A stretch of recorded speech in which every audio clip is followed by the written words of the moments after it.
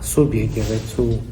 մի խումբ եպիսկոպոսներ։ Նիկոլ Փաշինյանը հունվարի 6-ին 13:30-ին հրավիրում է ուխտերթի, որը կմեկնարկի Երևանի Սուրբ Գրիգոր Լուսավորիչ եկեղեցու բակից եւ կուղղվի դեպի Սուրբ Աստվածածին կաթողիկե եկեղեցի։ Միանալով Փաշինյանի հրավիրած ուխտերթին քաղաքացիների իրենց աջակցությունը կհայտնեն առաքելական եկեղեցու բարենորոգմանը։ Որ հայաստանյաց առաքելական Սուրբ եկեղեցու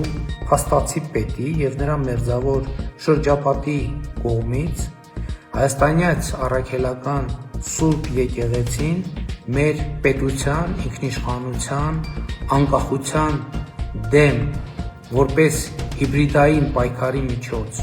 օգտագործելու գործելակերպը անընդունելի է եւ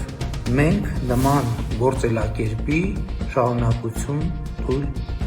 չենք տալու։ Փաշինյանը հավատացրել է, որ երթը լինելու է խաղաղ, մեջբերում լեցուն քրիստոնեական սիրով, միաժամանակ կոչ անելով տաք հագնվել, քանի որ ցուրտ է։